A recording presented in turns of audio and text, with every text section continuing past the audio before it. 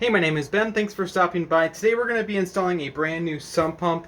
This is going to be a super simple swap out. So it's going to be all of the essential things you need to know, but we're not going to be doing a lot of repiping or anything. Everything is going to pretty much stay as it currently is. So in this case, we've actually got this sump pump down here that has given up the ghost. It's no longer working. In this case, the piping was done with just some waterline piping and some barb fittings. I believe those are 1-inch fittings if I'm not mistaken, but it could possibly be 1.25 inches. In any case, it's definitely smaller than the output of the sump pump. Now, before you go and replace your sump pump, you're going to want to make sure that it's actually bad. So it almost goes without saying, but the receptacle or the outlet that it's plugged into, make sure that you do have power there. I have already done so. Now right here, if I take and reach down in here, there's a little lever that is on the side of the pump that has a little float connected to it. And sometimes what can happen is a hose or the wire or something can get tangled up in that, and then it just doesn't turn on and off properly. So if we go ahead and just actuate this switch, you can hear it there clicking. That does not make any difference. So this is not a switch or float related issue.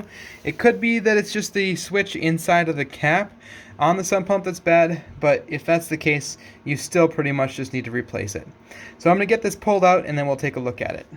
So right here's the old one, and you can actually hear, if you listen closely, you can hear a little kind of buzzing sound. Listen.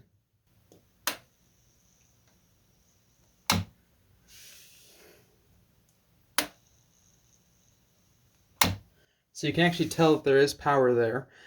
This one obviously does look like it's fairly old. It's kind of hard to tell, but either way, it's not working. So over here is our new one. It actually looks very, very similar. I don't know if it's the exact same brand. Obviously, a lot of these things are pretty similar.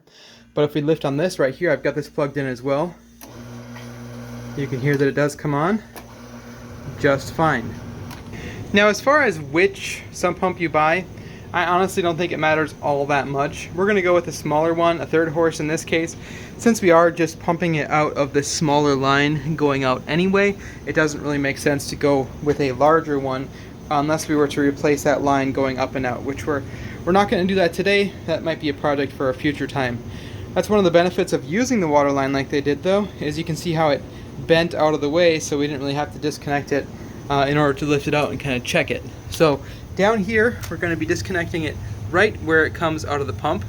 I will link to different sump pump options in the description. There are quite a few different ones that are going to be great options, so I'll put a couple of the most common ones on Amazon that are readily available and that I would recommend. If you had a sump pump that was connected to PVC, you would likely have a check valve that is going to be something like this, that has hose clamps on either side. So it's a little Ferncode, which is a rubber fitting with a hose clamp that tightens up.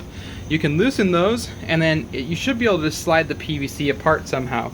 So just look for any spots where there are either Ferncodes next to your check valve or Ferncodes just on the pipe by itself. Right here is an example of what a Ferncode looks like. It's a couple of hose clamps and a piece of rubber, and then it connects onto the PVC. So you can loosen those up and it'll come right apart. So all I'm going to do now is take and loosen this fitting.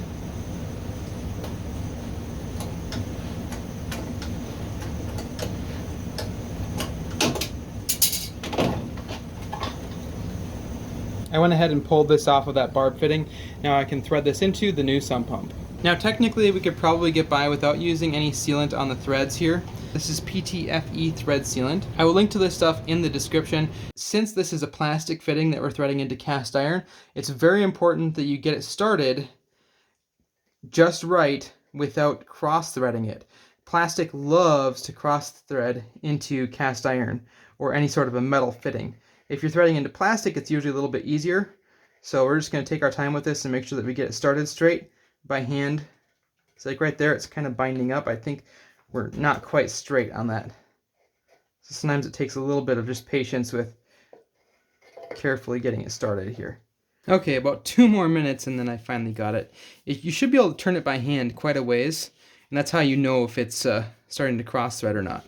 So just be patient with it, because that right there could have cost us a run to the hardware store, which doesn't really make anyone happy except for the hardware store, I guess. So we are good to go. We'll just get this thing snugged up. It doesn't have to be crazy tight, but just tight enough to where it's not going to come unthreaded on its own. We'll get our adjustable pliers, our Nipex, lined up here. I was using my pliers wrench a minute ago. I'll link to these in the description. Nipex is definitely one of the favorite brands of professionals in the plumbing industry, especially.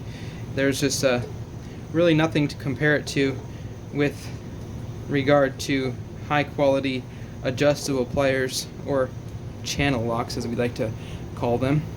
I'm thinking about making a comparison video on channel locks, on actual channel locks versus these Nipex Cobra adjustable pliers, and I think you guys will really be interested in seeing the results of that. So if you want to see that, make sure that you hit that subscribe button down below and click on the bell to turn on notifications. Alright, let's drop this into the hole, and then we can just push our fitting into here and we should be good to go. So let's make that happen.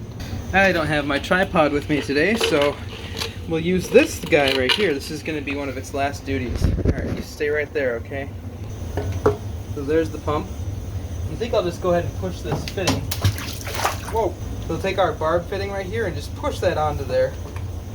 We really should add a hose clamp to this so that it doesn't come apart, but I don't think it'll come apart on its own, and obviously it didn't come apart for years and years, but if we wanted to improve on this, we'd add a little hose clamp right here, which maybe I'll do that at some point. I'm not going to do it right now, but first I'm going to extract the rock that just fell into there. Well, that goes way down. There it is. It's just a little piece of concrete.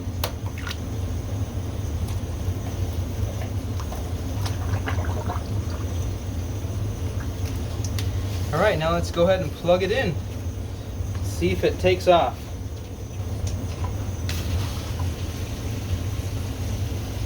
Alright. I hear water movement. The water's running into the hole, so it must be doing the trick. Now let's watch and make sure that the float turns it off automatically once it gets down to the level of the pump.